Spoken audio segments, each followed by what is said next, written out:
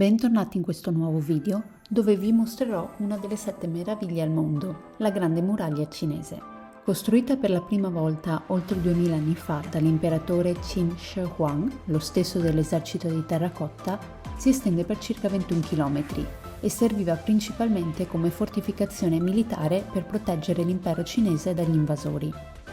La sezione che ho visitato io è Mutianyu, a circa un'ora e mezza di distanza da Pechino, meno turistica rispetto ad altre zone, ma comunque facilmente raggiungibile grazie a tour organizzati che ho comprato su Klook.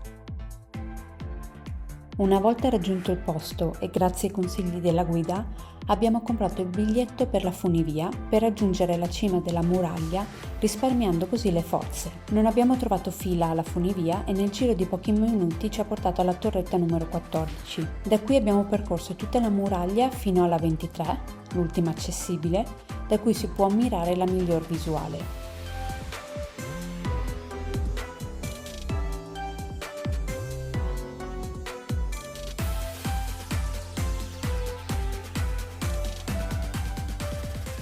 Prestate però attenzione ai tratti in salita molto ripidi. Questa è stata anche la parte più affollata e potreste trovare coda, ma noi siamo state fortunate e dopo soli 5 minuti siamo arrivati in cima. Non si può dire lo stesso per chi era dopo di noi, per cui vi consiglio di arrivare il prima possibile.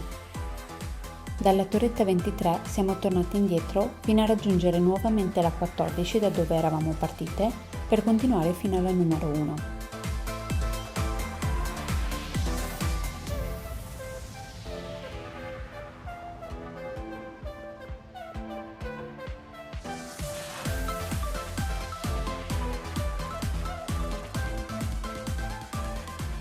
Una volta raggiunto l'altro estremo percorribile della muraglia, siamo tornate verso la torretta 7, dove è possibile scendere a piedi, e nel giro di 15-20 minuti siamo scese e tornate al bus che ci ha lasciato al Parco Olimpico.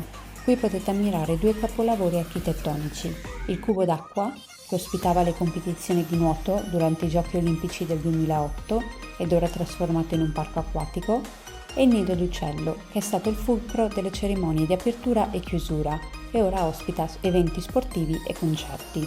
Se siete interessati a visitare altre sezioni della muraglia meno turistiche ed avete tempo per spostarvi da Pechino, vi consiglio di prendere un treno per Qinhuangdao, dove potrete ammirare due sezioni della muraglia molto meno affollate. Non ho registrato video, ma vi lascio le foto che ho fatto in questi due luoghi. La prima si trova nel distretto di Shanhaiguan e si chiama Lao Long Tou, che significa testa del drago, ed è considerata l'inizio della muraglia che si scaglia sul mare.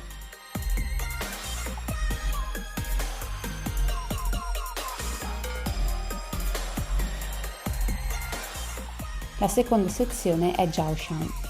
Entrambe le sezioni sono raggiungibili via taxi dalla stazione di Qinhuangdao.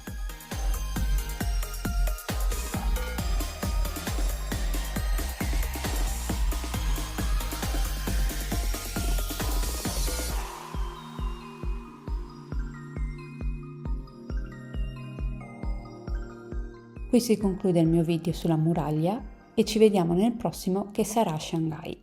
Ciao ciao!